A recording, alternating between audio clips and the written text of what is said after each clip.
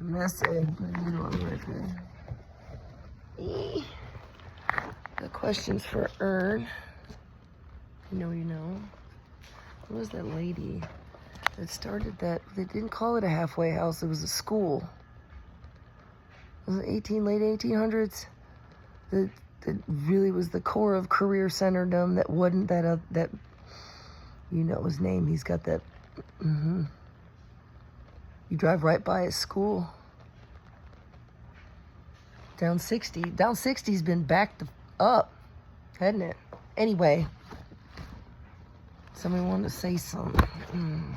It's been a good day. Nearly everybody wears a tie, and Lima feels the same way. Business is good in Peru. It's the only South American country without a balance of payments deficit, and the vested interest want to keep it that way. Even the taxi driver, who is making a good living because there are enough people on the streets with money in their pockets, does not particularly care who sits in the presidential palace as long as they don't upset the apple cart.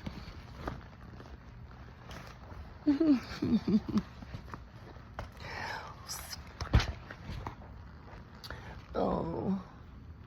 Well, this will help us find the answer. I know I have that notebook I wrote it down right down the street from there. Wasn't it? Or around the corner. There was that weird dude who had that weird building. If you know, you know. That's all I'm going to say about that right now. Anyway, I wrote that. If you're like me, you may have once upon a time felt like you couldn't decide and stick to one career path because it felt like you'd be neglecting your other skills and interests. The truth is, focusing your energy in that one path will bring more positive opportunity to you as you stay focused on that one industry that will ultimately enrich your sense of being successful while maintaining a work-life balance. Think of the fisherman choosing where to anchor his boat.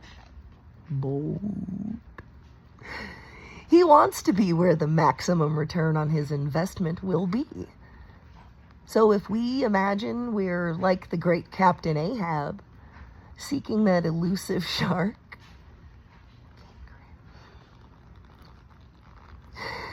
where are we going to anchor our boat? In other words, my shark career path is the work that inspires me to develop my skills and stay in the deepest of waters to be the best at that job that I can be, that I can't stop investing in, because it is something that is a gift and more than a hobby to me.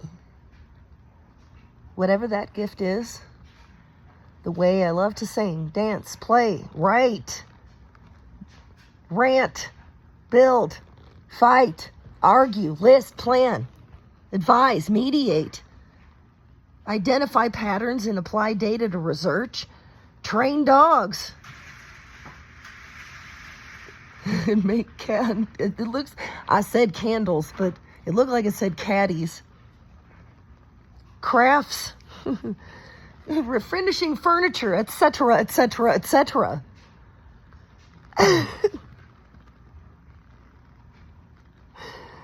It's something that's a gift and more than a hobby to me.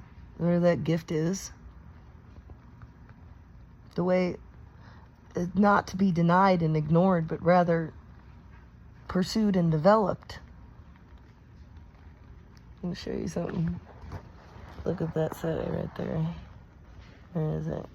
It's on that side. That side there. Where is it?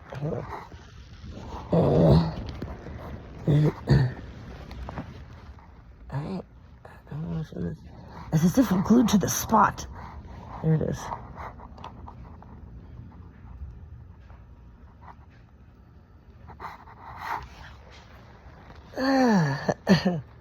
Does it say so or S period?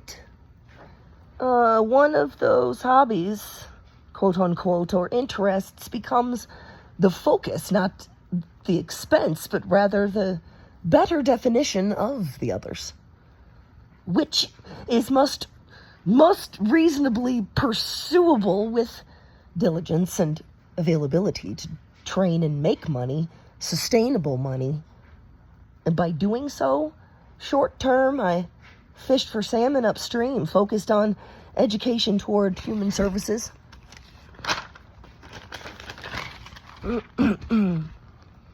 But that focus was too broad.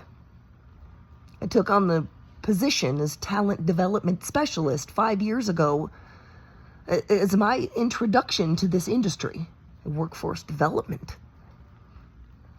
I have so much respect for this industry and role. I've not allowed expansion of my mind into deeper waters of what workforce development had to offer. Or it has to.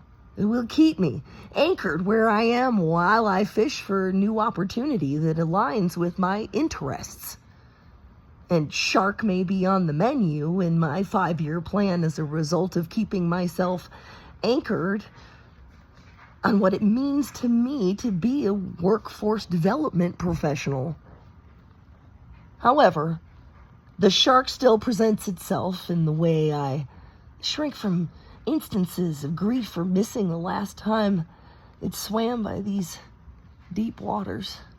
So I stand up on the prow and here for miles are empty, still waters.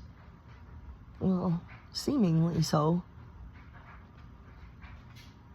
Yet the form in the distance, viewable. Can't Katie pass?